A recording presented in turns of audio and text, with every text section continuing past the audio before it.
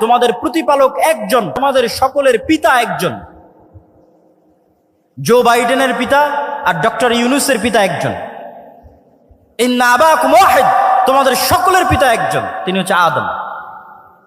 অতএব পৃথিবীর সকল মানুষ সমান, নো ডিসক্রিমিনেশন, কোনো বৈষম্য নাই আল্লাহ সুবহানাহু ওয়া তাআলার কাছে।